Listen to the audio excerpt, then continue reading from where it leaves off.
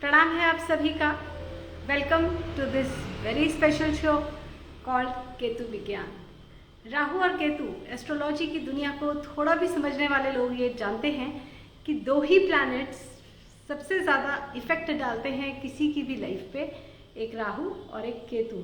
और राहु और केतु के बारे में ही सभी तरह की मिथ्स हटा रहे हैं। अब कुछ ना कर भैया दिल्ली वाले हमें ये बता रहे हैं कि कैसे राहु और केतु हमारी लाइफ पर इम्पैक्ट डालते हैं। राहु क्या है, केतु क्या है।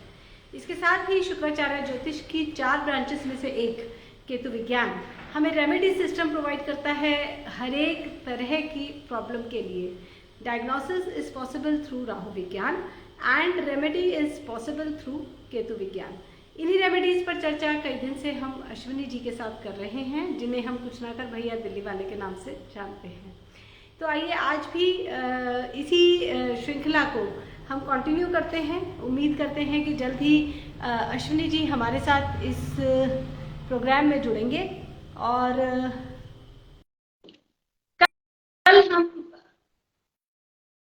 बात कर रहे थे राहु और केतु के बारे में, जिसमें हमने ये जाना कि हमारे जो अपर हिस्सा है, जो हेड है। प्रणाम अश्विनी। प्रणाम। बहुत बहुत स्वागत है आपका इस शो में, केतु विज्ञान में। और आपका बहुत बहुत धन्यवाद, आपने समय निकाला हमारे लिए और हमारे क्वेरीज को आप क्लियर कर रहे हैं, हमारे कंफ्यूजन आप क्लियर कर रहे हैं। इसके लिए भी आपका बहुत बहुत धन्यवाद। अश्विनी जी, डायरेक्ट मुद्दे पर आते हैं। कल हम बात कर रहे थे राहु और केतु के बारे में। आपने हमें बताया कि हमारा जो ऊपर का हिस्सा है इसे हम राहु कहते हैं, और जो नीचे का हिस्सा है ये केतु है। बिना राहु के केतु बेकार है, और केतु के बिना राहु कुछ नहीं कर सकता। और इन दोनों को जोड़ने वाला है शुक्र, जिसमें शक्ति होती है कृष्णांश की। Krishnansh is energy of air. Krishnansh को यूज करना हमें सीखना है। शुक्र शक्ति को अपनी बढ़ाना है और बढ़ाए रखना है, जिसके लिए 3 चीजों को, 3 नाम हमें याद रखने हैं। कृष्णेंद्र, कृष्णांश और कृष्ण। कृष्ण के बारे में जितना कहा जाए उतना कम है, लेकिन ये जो 2 नाम हैं ये बिल्कुल नए हैं, कृष्णेंद्र और कृष्णांश। तो आज हम इन्हीं 2 विषय में आपसे बात करेंगे केतु विज्ञान में। कृष्णेंद्र क्या है? क्योंकि आपने ये बताया था कि हमारे ब्रेन को गवर्न करने वाला जो कंपोनेंट है वो है कृष्णेंद्र। भगवान है या मॉलिक्यूल है, और शिव ज्योति और कृष्णेंद्र, इसके बारे में इनका क्या कनेक्शन है? मोस्ट इम्पोर्टेंट, जितनी भी ब्रेन में डिस्टर्बेंसेस होते हैं, तनाव है, कंफ्यूजन है, क्या ये सब कृष्णेंद्र के डिस्टर्बेंस होने के सिम्टम्स हैं? कृष्णेंद्र क्या है?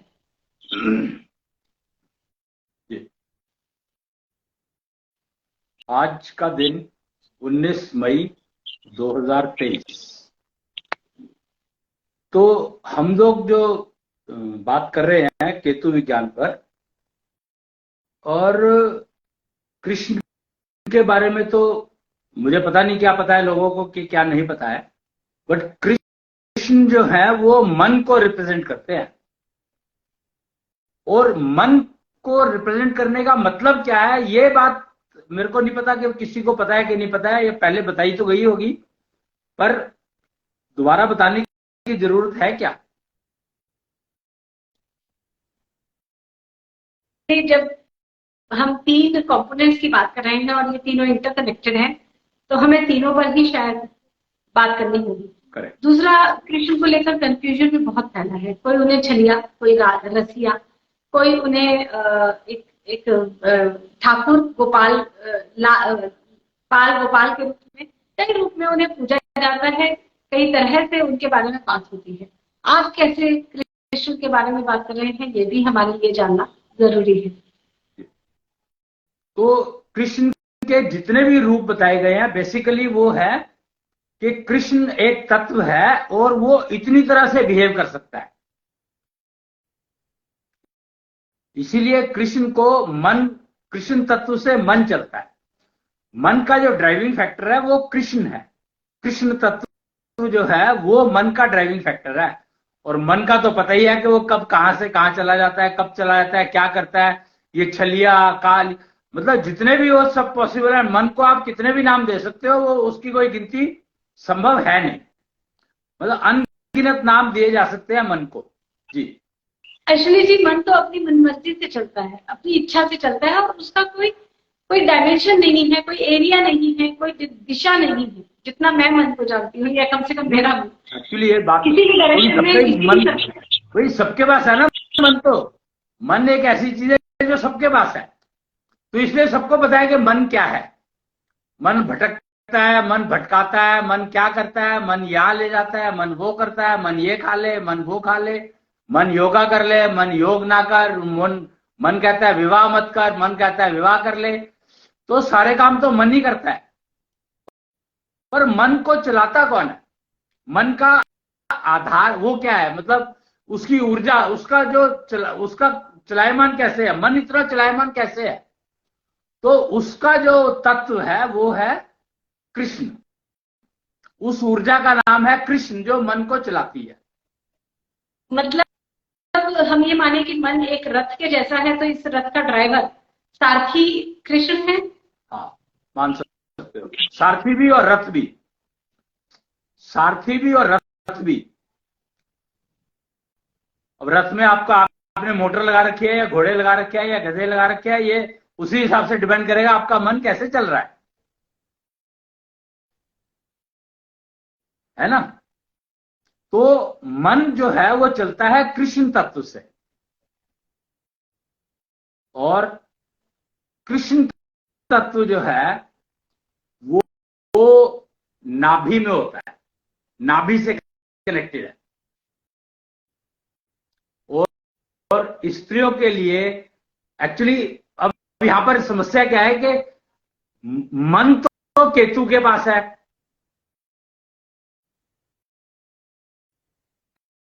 क्योंकि केतु मतलब गर्दन से नीचे का हिस्सा, तो मन तो केतु के पास है,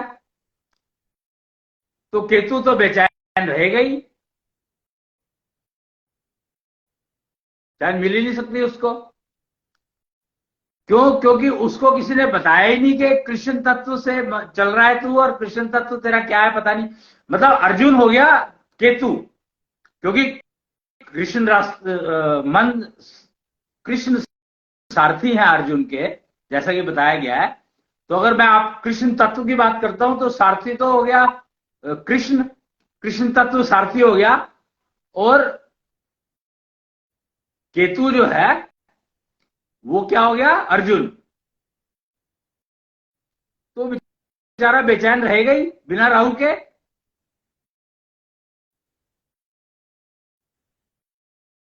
तो ये तो बहुत समस्या है फिर तो। और वर्स्ट पार्ट, अगर आप केतु को समझे तो 6th सेंस केतु में है फीमेल्स की, तो मेल का तो 6th सेंस होता ही नहीं है, तो मेल का तो केतु बेकार हो गया। मेल के जो केतु वाला हिस्सा है, इसमें सेंस ऑफ टच वो तो है ही है, तो बेकार कहाँ है? फर्क नहीं पड़ता ना, ऊपर तो है ही है, स्किन तो ऊपर आपके फेस पे भी है ना। स्किन तो दोनों के पास है, केतु के पास भी है, राहु के पास भी है। तो इसलिए ये तो इनवैलिड हो गया क्वेश्चन। तो 6th सेंस जो है वो फीमेल के पास है, और मेल के पास तो है नहीं। तो मेल के केतु का क्या होगा? वो तो बेलगाम हो गया, उसके ऊपर कोई नियंत्रण ही नहीं है। मेल के पास भी मन होता है, उसका भी मन का सारथी कृष्ण ही होते होंगे। अब सोचो ना क्या होगा जब केतु जो है उसका वो नीचे का हिस्सा है, और उसमें कोई सेंस नहीं है। जब सेंस ही नहीं है तो तत्व चल रहा है नहीं चल रहा है पता कैसे लगेगा? वो तो बेचैन रहेगा ही रहेगा। इसीलिए पुरुष जो है वो बाय बर्थ एक्सप्लोरर कहा गया है उसको।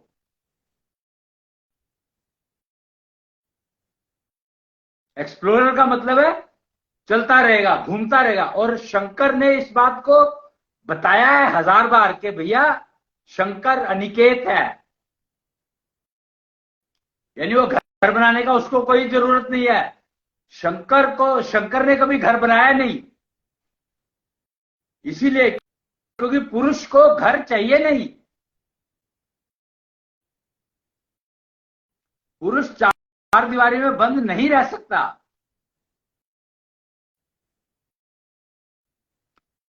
अगर ब्रह्मा जी के मानस पुत्रों को देखो तो जब पहला मानस पुत्र बनाया, ब्रह्मा जी बैठे थे तो वो क्यों नहीं बैठा? वो तुरंत चला गया इमीडिएटली।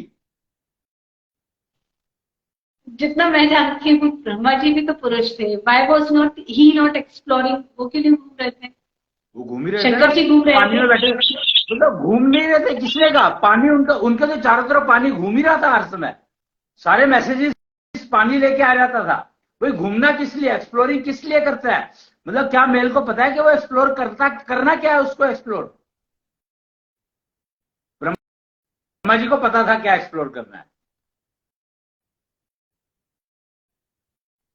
और उनको क्योंकि पता था क्या एक्सप्लोर करना है तो वो बैठे बैठे कर लेते थे। उन्होंने सारी सृष्टि को चलायमान कर दिया और आप बैठे रहे। मतलब कितना कमाल का है कि आप देखो, तपस्या करते हो तो क्या कहते हैं? समाधि का मतलब क्या है?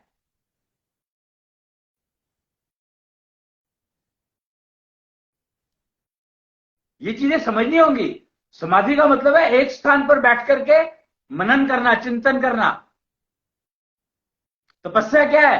एक स्थान पर बैठ करके किसी एक पर्टिकुलर एक्टिविटी को बार बार करना। तो ब्रह्मा जी तो तपस्वी थे, हाईएस्ट लेवल के तपस्वी, तभी वो क्रिएट कर पाए। ऐसे ही नहीं कि ब्रह्मा जी आए और ब्रह्मा जी ने क्रिएट कर दिया, ब्रह्मा जी कहां से आगे पता नहीं। ब्रह्मा जी तपस्वी थे और उन्होंने तपस्या करके अपने आप को उस लेवल तक पहुंचा लिया कि वो क्रिएट कर पाए।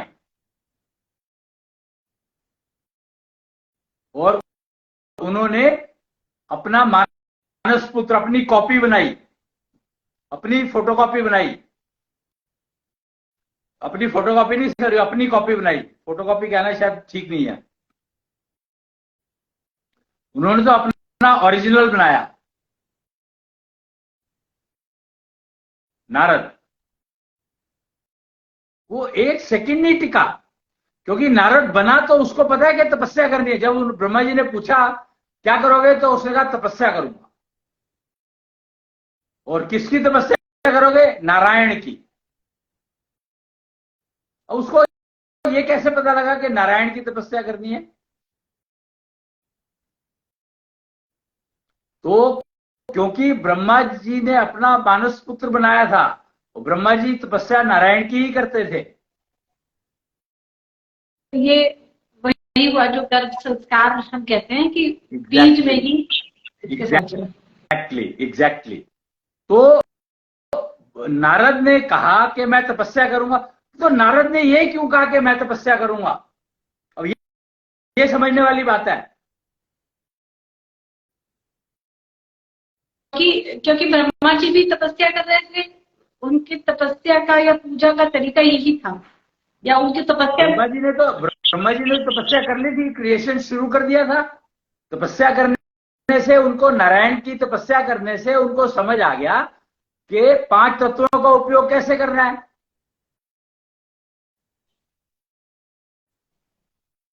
उन्होंने कर लिया।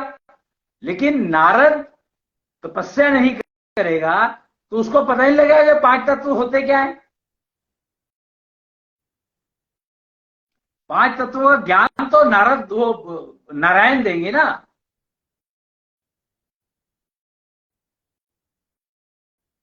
तो इसलिए उनको पता था कि नारायण की तपस्या ही करनी पड़ेगी मेरे को। तो वो चल दिए नारायण की तपस्या करने। तो ब्रह्मा जी को बहुत शौक लगा उस समय में, वो इसके लिए तैयार नहीं थे।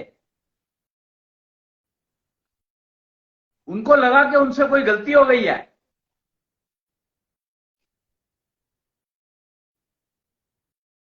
तो फिर उन्होंने अपने आप को और इंप्रूव किया,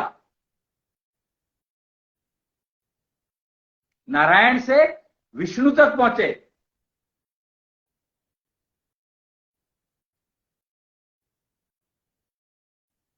और फिर उन्होंने जो नेक्स्ट क्रिएशन किया वो किया वेदों के ज्ञान को डाल करके, कि इन लोगों को फिर काम डिफाइन करके दिया। पहले जो क्रिएशन की थी उसमें उन्होंने काम नहीं डिफाइन किया, उसका पर्पस डिफाइन नहीं किया क्रिएशन का, तो वो गलती उनको समझ में आई। सबसे पहले बनाए नारद जी, उसके बाद बनाए जो अब आप बता रहे हैं वेदों का ज्ञान साथ में एम्बेड कर, सनत कुमार। तो उनको पर्पस के लिए बनाया कि ये इस वेद को प्रचार करेगा, ये इस वेद का प्रचार करेगा, ये इस वेद का प्रचार नहीं, प्रसार, बांटेगा, ज्ञान बांटेगा। तो सनत कुमार हो गए। फिर अश्विनी कुमार बनाए और उनके माध्यम से नब्ज ज्ञान दिया।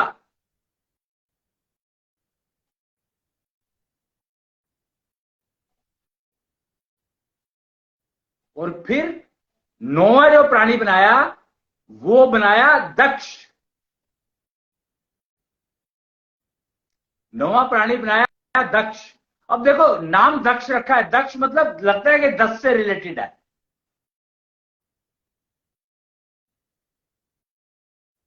तो एक्चुअली पहला ब्रह्मा, दूसरे नारद, फिर 4 सनत कुमार और फिर 3 अश्विनी कुमार। कितने हो गए? 4 जब सनत कुमार बनाए, उनको वेदों का ज्ञान दिया, तो अश्विनी कुमार को क्या दिया? पहले ब्रह्मा जी नब्ज ज्ञान, नाड़ी ज्ञान। 3 नाड़ी मुख्यतः बोली जाती हैं, इंगला पिंगला और सुषुम्ना, तो 3 अश्विनी कुमार। यस। ओके, ब्रह्मा जी, फिर नारद, फिर 4 सनत कुमार, 6 और 3 अश्विनी कुमार, 7 8 9, 10वें हो गए दक्ष। लेकिन इनको नवा पुत्र कहा गया है, नवा मानस पुत्र कहलाते हैं ये। क्यों? ब्रह्मा जी तो पिता हो गए, तो उनके 9 बेटे हो गए। ठीक है, तो 9वें वो हुए। अब उन्होंने कहा कि अब जो है मैंने जो कुछ देना था, ज्ञान जितना देना था, जो कुछ मेरे पास था, वो सब कुछ मैंने डिस्ट्रीब्यूट कर दिया, बांट दिया, जिम्मेदारी दे दी सबको। अब मुझे इस संसार को चलाने के लिए एक नया निर्माण करना है, नए प्राणी का निर्माण करना है, नए जीव का निर्माण करना है। तो फिर उन्होंने कन्या बनाई।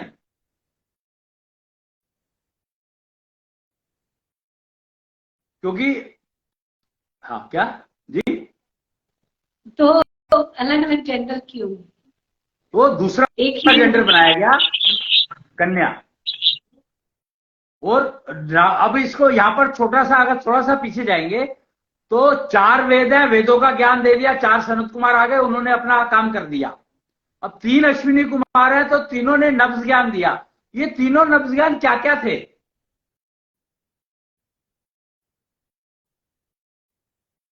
अब यहां पर यह समझना जरूरी है कि पहला ज्ञान जो था वो था पुरुष के बारे में, पुरुष की हार्ट बीट के बारे में ज्ञान था वो सारा का सारा। दूसरा ज्ञान था स्त्री के बारे में, कन्या के बारे में। तब तक तो कोई कन्या बनी ही नहीं थी। करेक्ट। तो ब्रह्मा जी को पता था बनानी है, इसीलिए तो ये बता रहा हूं मैं आज के, ये केतु विज्ञान की देन है। ये केतु विज्ञान ने बताया, ये ऐशो ज्ञान से समझ आया हमें, ऐशो सभ्यता में समझ आया। ये कन्या थी नहीं उस समय तक, पर उनको पता था कन्या बनानी है मेरे को।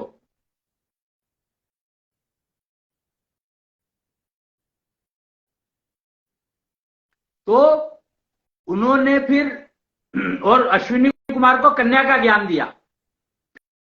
फिर उनको पता था कि 2 जेंडर बनाए हैं, उनका पर्पस क्या है? उनका पर्पस है आनंदमय जीवन बताना।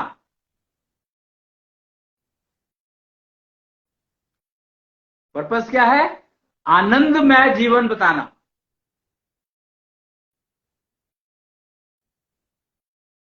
पूर्ण आनंद, संपूर्ण आनंद। इसलिए दो अलग अलग जेंडर बनाए गए और उनके उसमें पूर्ण आनंद, संपूर्ण आनंद ने एक तीसरा ज्ञान भी दिया था। अश्विनी कुमार तीसरे जो थे, उन्होंने उनको ज्ञान दिया था गर्भ ज्ञान।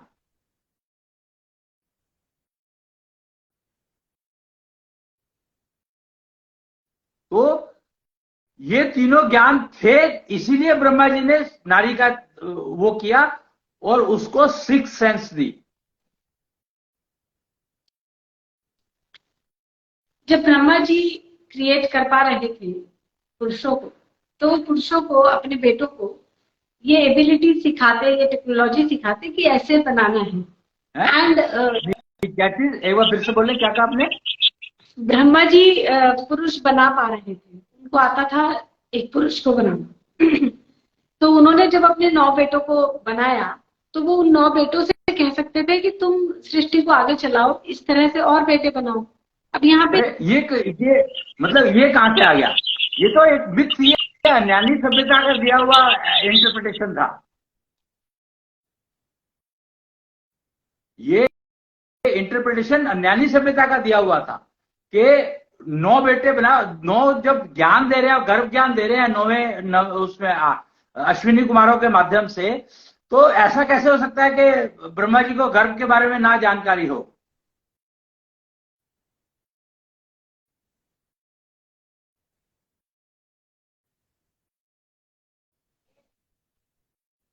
तो तभी उन्होंने नारी बनाई, दूसरा जेंडर क्रिएट किया। जब उन्होंने सारे ज्ञान दे दिए, उसके बाद जेंडर क्रिएट किया और उस जेंडर में एक सेंस एक्स्ट्रा डाली गई। क्यों?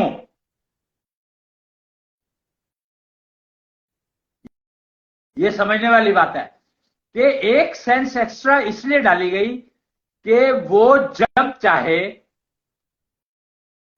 अब किसी को अब आनंद के लिए बुला सकती है, पुरुष को, और पुरुष एक ही था।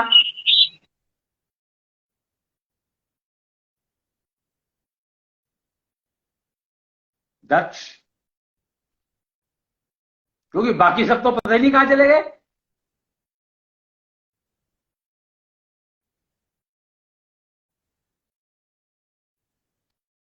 तो सिक्स सेंस का उसने, एक्चुअली सिक्स सेंस थी वो एक रिलीज करती है पार्वती सुगंध। पार्वती सुगंध की प्योरिटी मेंटेन करना ही कन्या का एक अटमोस्ट इंपॉर्टेंट नीड है, जरूरत है। तो वो सारा पार्वती सुगंध के चक्कर में ही वो सारा सिस्टम बन गया। पीरियड्स का, मेनोपॉज का, प्रेगनेंसी का सारा सिस्टम उसी हिसाब से बना थे।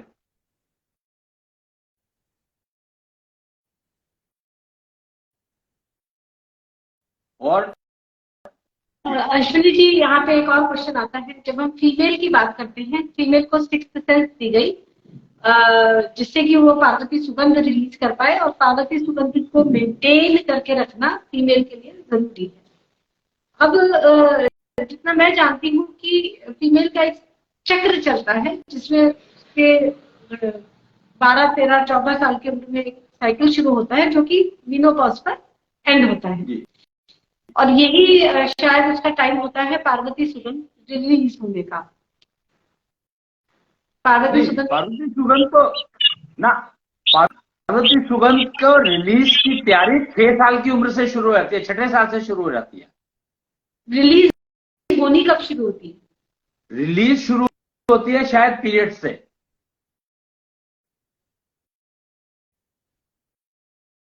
यानी कि जब पीरियड्स बंद हुए तो वो रिलीज होनी बंद हो गई। पर सिक्स सेंस तो काम कर रही है ना, पार्वती सुगंध तो का एक फंक्शन है उसका।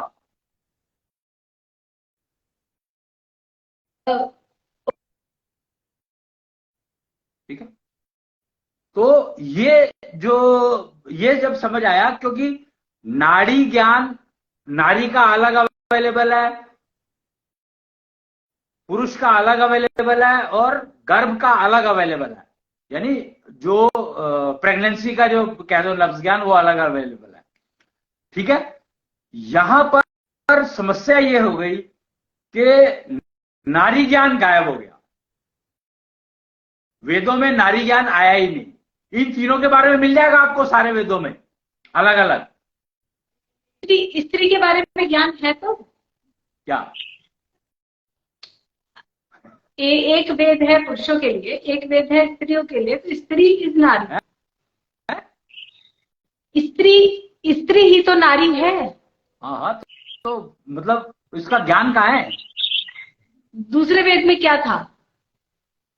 कौन सा दूसरा वेद? ऋग्वेद। एक तो ऋग्वेद है।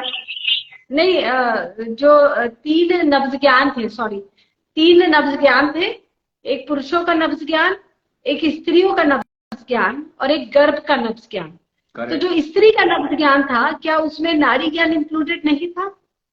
नब्ज ज्ञान था वो तो, नारी ज्ञान कहाँ से आ गया? नारी ज्ञान और नब्ज ज्ञान तो दो अलग अलग। वो नब्ज ज्ञान तो डायग्नोस्टिक के लिए होता है। नारी ज्ञान क्या है? आज तक कोई समझ पाया है क्या?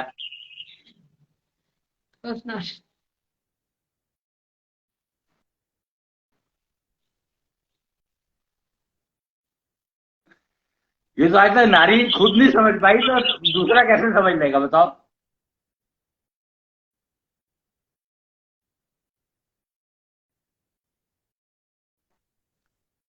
वेद जो है वो है रेमेडी सिस्टम। देखो फर्क समझो, वेद जो है वो रेमेडी सिस्टम है और नब्ज ज्ञान जो अश्विनी कुमारों का ज्ञान है वो डायग्नोस्टिक सिस्टम है। ये दोनों अलग अलग चीजें हैं, इनको जोड़ोगे कैसे?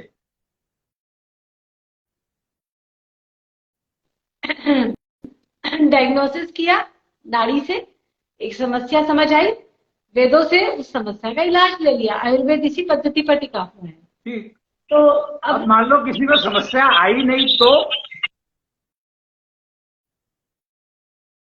समस्या नहीं आई तो हाँ, रेमेडी भी नहीं चाहिए, डायग्नोसिस भी नहीं चाहिए, संपूर्ण आनंद की स्थिति बनी हुई है। तो आनंद, पूर्ण आनंद और संपूर्ण आनंद का मतलब कैसे समझ में आएगा ये बता दो मेरे को। ये तो समस्या है नहीं ना, आनंद कोई समस्या है क्या?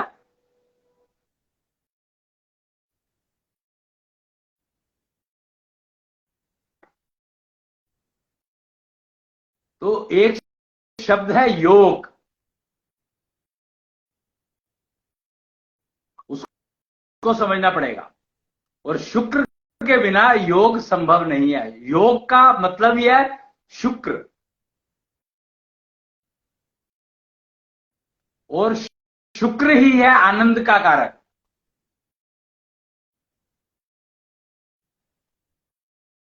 जिसके बारे में ब्रह्मा जी को जानकारी नहीं थी। स्त्री और पुरुष इसलिए बनाए गए कि वे संपूर्ण आनंद की स्थिति में रहें, एंजॉय करें अपने बर्थ को। लेकिन इस एंजॉयमेंट के बारे में कोई जानकारी ब्रह्मा जी को नहीं थी, क्योंकि उनका बयान ही हुआ था ना। उनके पास तो कोई स्त्री थी नहीं, तो अपने आप में पूछ दे। देखो यहां पर आता है जेंडर कॉन्ट्राडिक्शन की अंडरस्टैंडिंग चाहिए कि ब्रह्मा जी को जो अपना वो था, उनका जो क्रिएटिव, वो क्रिएटर थे।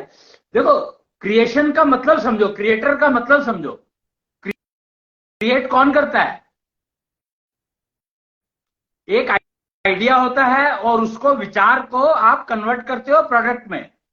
तो केतु क्रिएट करता है, राहु के पास विचार होता है, केतु क्रिएट करता है।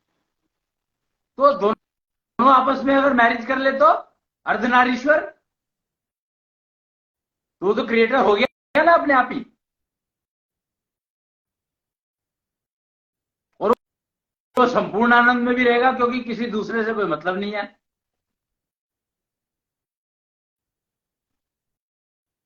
निर्भरता नहीं है किसी के ऊपर, किसी दूसरे पर डिपेंडेंसी नहीं है।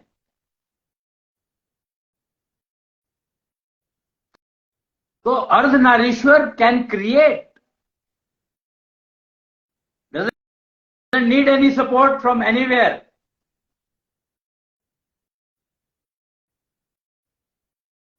यहाँ हम अर्धनारीश्वर किसे कह रहे हैं? ब्रह्मा जी कुछ क्रिएट, पर वो तो अर्धनारीश्वर थे नहीं।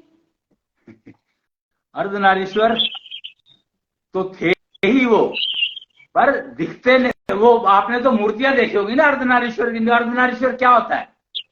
शंकर जी का एक रूप दिखाया जाता है जिसमें आधा नारी और आधा पुरुष का होता है, पर वो शंकर जी को इस तरह से दिखाया जाता है। ब्रह्मा जी को कभी भी अर्धनारीश्वर रूप में मेरी जानकारी में नहीं दिखाया गया। एग्री। उसका कारण है कि शंकर को किसी भी रूप में रिप्रेजेंट कर दो, शंकर कोई भी रूप ले सकता था। शंकर जो थे वो कोई भी रूप ले सकते थे, कभी भी कहीं भी। नारी का रूप लिया उन्होंने जब रासलीला में जाना था,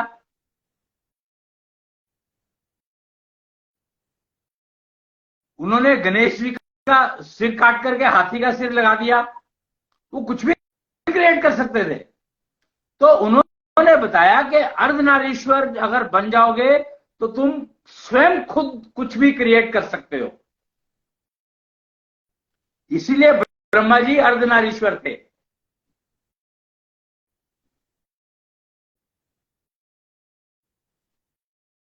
अर्धनारीश्वर का मतलब है कि आपके पास दो जेंडर हैं, फिजिकल जेंडर और मेंटल जेंडर। आपके मन का जेंडर कुछ और हो सकता है, आपके तन का जेंडर कुछ और हो सकता है। अश्विनी जी, कल आप बता रहे थे कि 3 जेंडर हर एक प्राणी में होते हैं, एक ब्रेन का जेंडर, एक माइंड का जेंडर, मन का जेंडर, और एक शरीर का जेंडर। जी। यानी कि 3 जेंडर में से कोई भी 2 पुरुष होंगे और एक स्त्री, या 2 स्त्री होंगी एक पुरुष, कुछ ऐसा? या नहीं, तीनों हो सकते हैं, एक पुरुष एक स्त्री एक न्यूट्रल, तीनों हो सकते हैं। 3 जेंडर है, तीनों पॉसिबल है। Combination of 3 can be possible. So Ardhanarishvara was showing only 2, when he creates it becomes 3rd।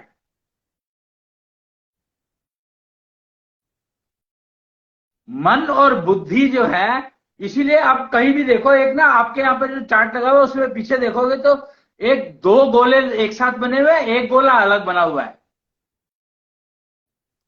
ये जो केतु प्राणी में आप इधर इधर की तरफ देखोगे तो आपको समझ आ जाएगा। क्या आप समझ सकते हैं मैं क्या कह रहा हूं? नहीं, ये नहीं, इधर वाला, दूसरी साइड का, ये क्या है? केतु सेतु। तो इसमें आप देखोगे एक गोला ऊपर है और 2 गोले नीचे है। 2 गोले नीचे वाले जुड़े हुए हैं और ऊपर वाला गोला अलग है ना? तो ये समझो कि ये जो 2 गोले जुड़े हुए हैं, ये मन और बुद्धि को रिप्रेजेंट कर रहे हैं। हमेशा जो है विष्णु और महेश को एक साथ माना जाता है। तो मन और बुद्धि एक साथ माने जाते हैं और फिर शरीर आता है। तो अगर मन का जेंडर आपका कुछ एक पुरुष है और बुद्धि का जेंडर स्त्री है, तो आपकी बॉडी उसी हिसाब से बन जाएगी।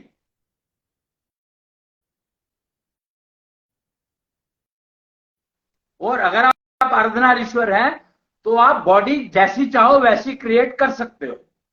अंबिका थी, वो अंबालिका थी, कौन थी? महाभारत के टाइम की अंबा ने यही इसी टेक्नोलॉजी को यूज किया था और वो शिखंडी बनी।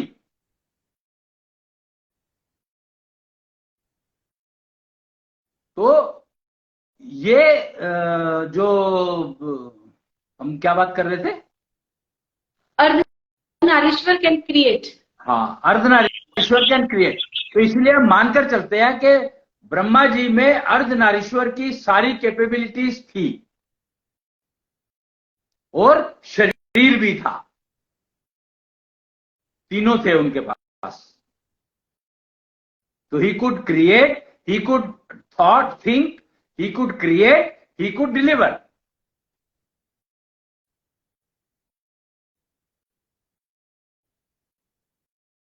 ठीक है? तो ये एक क्लैरिटी आई हमें ऐशो सभ्यता में आने के बाद, डिजिटल लिविंग में आने के बाद।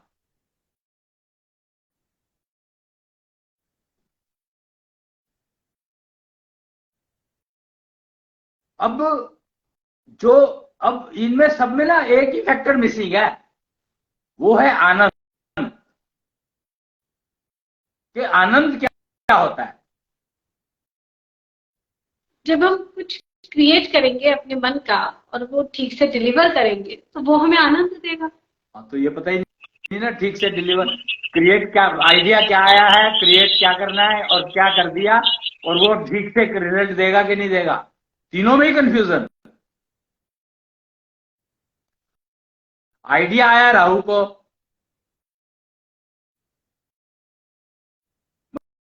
मतलब आइडिया राहु को तो नहीं आता, आइडिया तो केतु को आता है।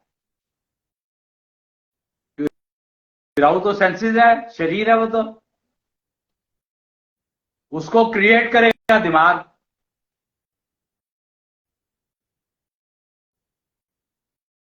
और डिलीवर फिर राहु करेगा, हाथ पैर उसके पास है। केतु डिलीवर मतलब विचार भी केतु के पास आएगा, उस विचार को डिजाइन क्रिएट करेगा राहु और फिर डिलीवर करेगा केतु। ठीक है। अब अगर राहु और केतु आपस में ही बात नहीं करते हैं तो बेचारे डिलीवरी आइडिया इनका होगा क्या? तो आनंद नाम की चीज तो आ ही नहीं सकती ना कभी भी। तो आनंद के लिए आपका मन, आपकी बुद्धि और आपका शरीर, तीनों फैक्टर्स 100% एक दूसरे तीसरे से कनेक्टेड होने चाहिए।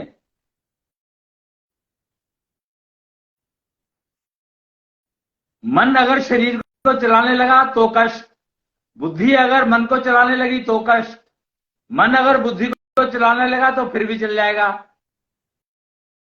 और मन अगर बुद्धि को चलाए और बुद्धि शरीर को चलाए तो परफेक्ट कॉम्बिनेशन बनेगा, तब जाकर के इंसान बनेगा प्राणी। तो हम आनंद इसे ही कह रहे हैं कि मन बुद्धि को चलाए और बुद्धि शरीर को चलाए, इसे ही आनंद कहा गया। इसी को तो आनंद कहा गया। फिर पूर्णानंद और संपूर्णानंद ये क्या है? आनंद आएगा तो फिर पूर्णानंद समझ में आएगा कि जेंडर दो हो अलग अलग तो बेटर है, फिर पूर्णानंद, और फिर डिलीवरी हो तो फिर संपूर्ण आनंद। आनंद मतलब मेरे लिए, इंडिविजुअल के लिए, पूर्ण आनंद मतलब दोनों जेंडर के लिए, और संपूर्ण आनंद मतलब समाज के लिए।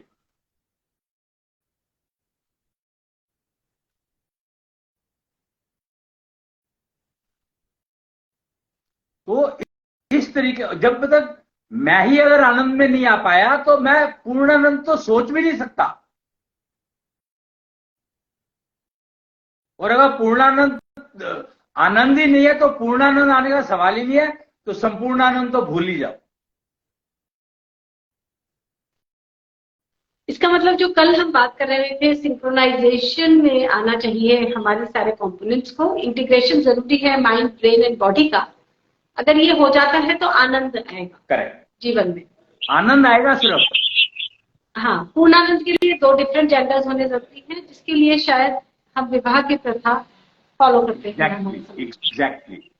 संपूर्ण आनंद बच्चे का जन्म। करेक्ट।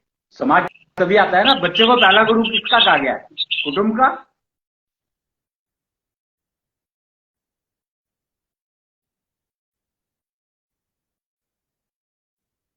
तो इस प्रकार से सृष्टि का निर्माण किया गया था। ये बेसिकली ये आइडिया था सृष्टि निर्माण का,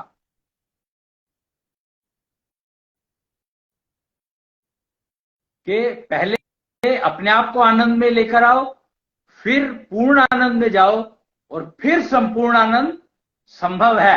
वो आपकी मर्जी है, लेना चाहते हो कि नहीं लेना चाहते हो।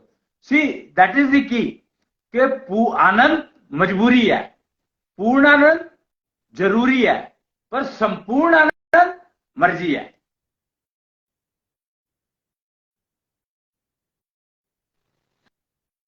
पूर्णानंद क्यों जरूरी है? जो अर्धनारीश्वर है, खासतौर से जिनका जेंडर कॉन्ट्रडिक्शन कुछ इस तरह का है कि दोनों जेंडर्स उनके पास हैं, why do they need to be connected to other person of different gender? पूर्णानंद जरूरी वो दोनों जेंडर जब तक सिंक्रोनाइज में नहीं आएंगे तब तक आनंद मिलेगा नहीं ना। समस्या यही है कि जेंडर कॉन्ट्रडिक्शन ही ने तो आनंद को खत्म किया। यही तो एक प्रॉब्लम आई है जिसका कि जानकारी वेदों में अवेलेबल नहीं है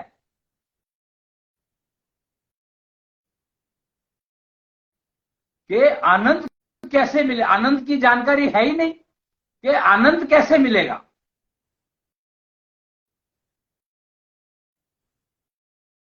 तपस्या करने से आनंद नहीं मिलेगा, हठ योग करने से आनंद नहीं मिलेगा, पर कुछ लोग होते हैं कि एक काम करते रहो तो उससे करते रहो तो आनंद मिल जाता है उनको, ठीक है। तो उनको पूर्णानंद का पता ही नहीं कि पूर्णानंद कहते किसको है।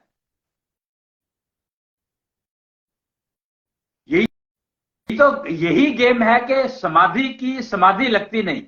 समाधि लगाने के लिए इतनी तपस्या करनी पड़ती है, और अगर आप पूर्ण आनंद की तरफ चले जाओ तो आप हमेशा समाधि में रहोगे। कितना इजी है।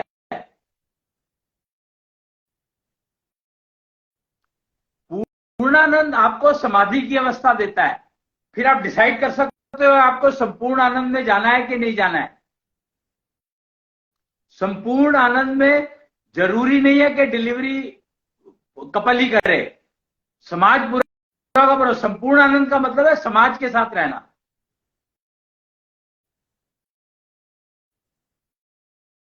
फर्क समझो। आनंद का मतलब है अपने साथ रहना, पूर्ण आनंद का मतलब है दो जेंडर एक साथ रहे, टीम। और संपूर्ण आनंद है समाज के साथ रहना।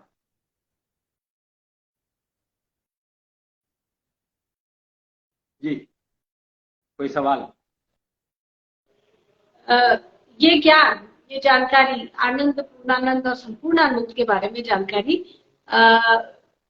मिसिंग रही नव्स ज्ञान में या वेदों में। ये जानकारी अवेलेबल नहीं रही। ये पांचवें वेद में अवेलेबल है, कुच्छल वेद जिसको कहा गया है कि वो। और ये कुच्छल वेद दिया था कृष्ण ने। वो कहते हैं राम जी ने तो निष्ठा चक्र दिया, तो कृष्ण ने क्या दिया? तो कृष्ण ने आनंद, पूर्णानंद और संपूर्ण आनंद की व्याख्या करी कुच्छल वेद के माध्यम से।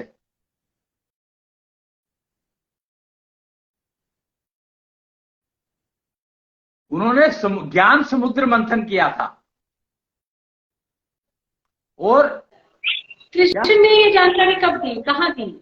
तब इसका कोई उल्लेख नहीं है, कृष्ण के द्वारा लिखा हुआ ऐसा कोई ग्रंथ नहीं है। हम कहाँ माने कि उन्होंने ये जानकारी दी है? ओके, निष्ठा चक्र की जानकारी कहाँ, किस ग्रंथ में अवेलेबल है? श्री राम के पूरे जीवन से समझ आता है कि इस प्रकार से ग्रंथ की हो रही है। तुमने जो सवाल किया वो क्या किया फिर? और निष्ठा चक्र पीछे लगा के बैठी हो।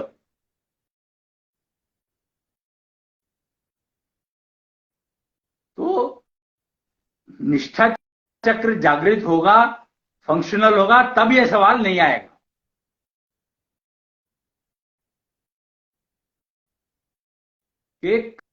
कृष्ण ने, क्योंकि निष्ठा चक्र का वो क्या कहते हैं, आनंद का जो आधार है वो निष्ठा चक्र है।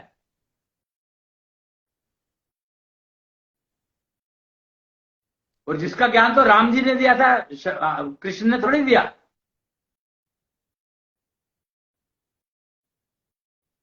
पर कृष्ण ने आनंद का ज्ञान दिया, पूर्ण आनंद का ज्ञान दिया, संपूर्ण आनंद का ज्ञान दिया।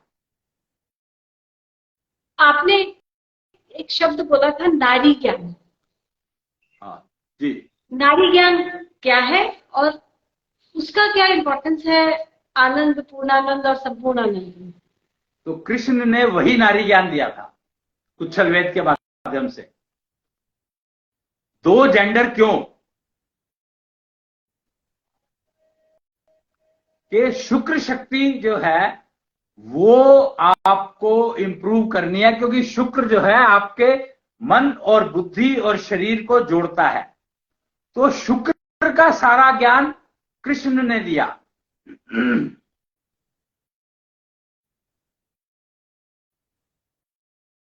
और शुक्र ही है आनंद का कारक।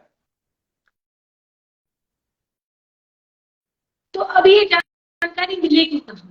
कृष्ण ने जानकारी दी हमें, या श्री राम ने हमें निष्ठा चक्र दिया, शुक्र के बारे में सारी जानकारी हमें कृष्ण से मिली, कुच्छल वेद मिला, नारी ज्ञान मिला, कुच्छल वेद का ही पार्ट है वो। लेकिन अब ये अवेलेबल कहाँ है? कौन से I mean source of information अब किसी को चाहिए तो कहाँ से मिलेगा? ईच नारी has that gyan. Kuchhal Ved is embedded into each female, six sense.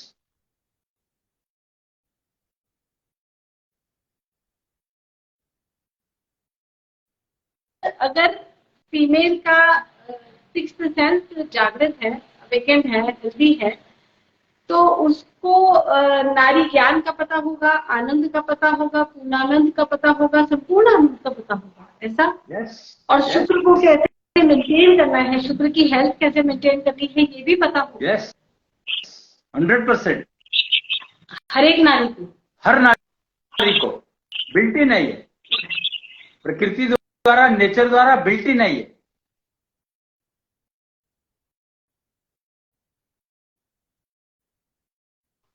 पर अभी तो ऐसा नहीं है। फीमेल ही सबसे ज्यादा इस समय देखे तो सफर कर रही है, अगर सिचुएशन देखें तो। क्योंकि वो एक रूल है ना, कहते हैं कि देखो एक रूल है कि अगर मेरे पास 100 किलो उठाने की शक्ति है और मैं 2 किलो उठाता हूं तो क्या होगा, या मेरे पास 2 किलो उठाने की शक्ति है और मैं 100 किलो उठाता हूं तो क्या होगा।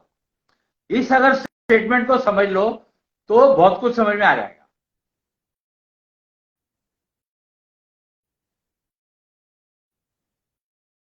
कैरियर शब्द को समझना बहुत जरूरी है। Career is very very important for females, not for mails.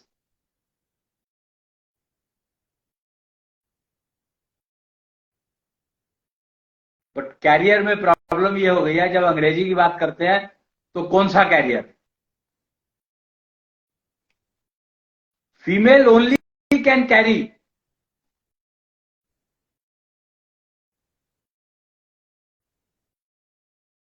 So career to carry anand, career to carry purna anand, career to carry संपूर्ण आनंद।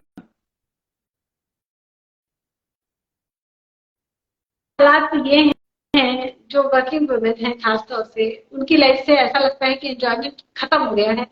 दे are just working tirelessly, ghar and office and ghar and office and bacche, और anand is completely missing out.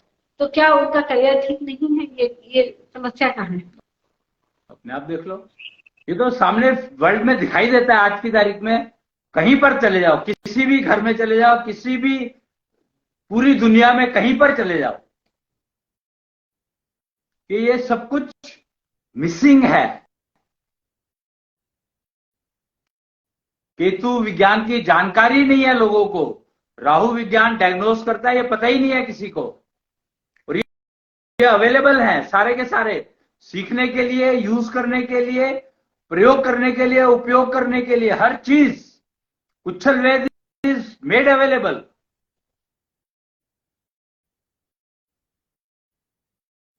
You have to awaken it, आपको जागृत करना है बस। आपके अंदर यथा पिंडे तथा ब्रह्मंडे, तो इसमें पिंड जो कहा गया है वो अर्धनारीश्वर को कहा गया है। नारी में ये कुच्छल वेद है, सारी जानकारी है। पुरुष क्या करे उसमें तो नहीं है, है? पुरुष क्या करे? उसमें तो नहीं है ये जानकारी। उसको चाहिए ही नहीं। आनंद, पूर्णानंद, आनंद तो अपने आप ले सकते हैं, आनंद तो वो अपने आप ले सकता है। पूर्णानंद के लिए उसके दूसरे जेंडर पे जाना ही पड़ेगा।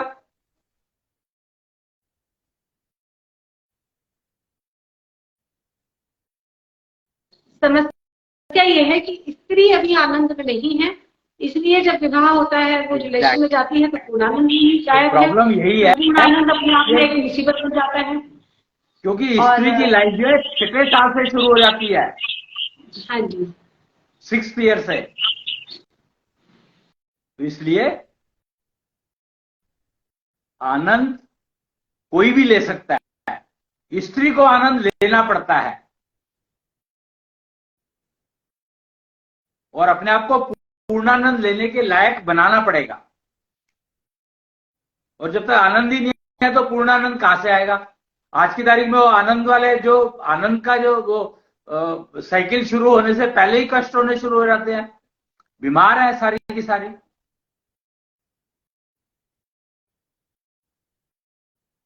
तो इसलिए पहले कन्याओं को आनंद में आना लेना, कैसे आनंद का सीखना ही पड़ेगा, जागृत करनी पड़ेगी अपनी सेंसेस सारी की सारी। उसके जो प्रोसीजर है सारे केतु विज्ञान ने दे रखे हैं, उनका यूज करना ही पड़ेगा उनको, कोई चॉइस नहीं है, कोई हल नहीं है। And each individual has to do it because it belongs to individual.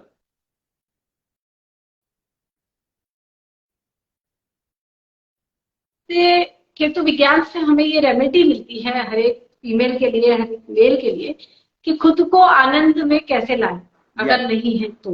Yes, diagnose मिला है, डायग्नोज सिस्टम मिला है राहु विज्ञान से कि आप डायग्नोज कर सकते हो कि आज की डेट में आपको कष्ट किस वजह से है, और फिर केतु विज्ञान से वो प्रोसीजर अडॉप्ट करके उसका अभ्यास करो तो आपको कष्ट से मुक्ति मिल जाएगी।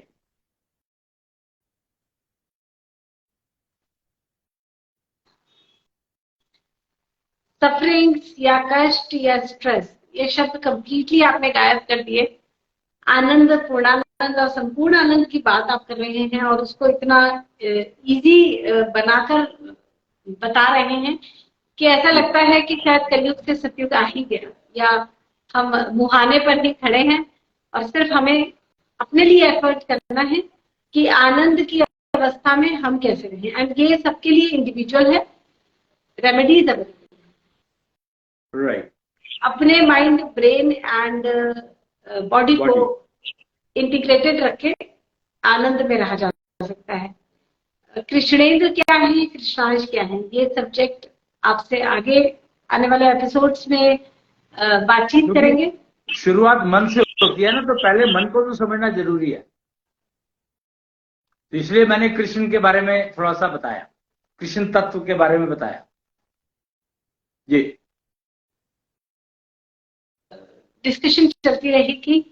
आपका बहुत बहुत धन्यवाद है, आप जो जानकारी दे रहे हैं समाज के बेनिफिट के लिए, सोशल कॉज के लिए। प्रणाम, बहुत बहुत धन्यवाद जी। प्रणाम।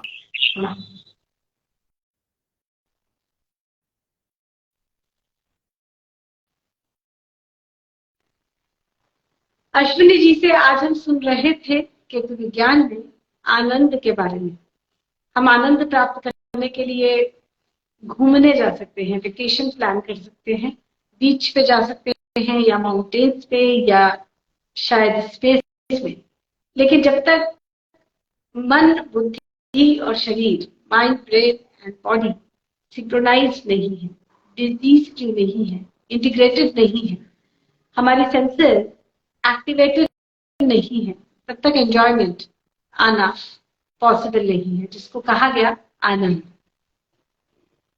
दो आनंदित लोग, यानी कि जो दो सिंक्रोनाइज्ड लोग मैरिज करते हैं, रिलेशन में आते हैं, जिसको हम फिजिकल रिलेशन कहते हैं, वो होता है पूर्णानंद। लेकिन उन दोनों का अपोजिट जेंडर का होना जरूरी है। अब संपूर्ण आनंद, ये आता है संतान के आने से, पर्सनल चॉइस है। आनंद जरूरी है, पूर्णानंद जरूरी है, लेकिन संपूर्ण आनंद पर्सनल चॉइस है, आप चाहे तो नहीं, चाहे तो न लें। Life is not a burden, life is not for a purpose. अगर पर्पस कुछ है लाइफ का तो सिर्फ एक एंजॉय। ये है मैसेज प्रशाकर भैया दिल्ली वाले का आज के लिए केतु विज्ञान से। मैं हूँ निधि कंसल, श्रीष्ट मंदिर अम्बाला की केयर टेकर, आपके साथ जुड़ती हूँ हर रोज इंस्टाग्राम लाइव से 11:30 बजे। देखते रहें केतु विज्ञान। प्रणाम।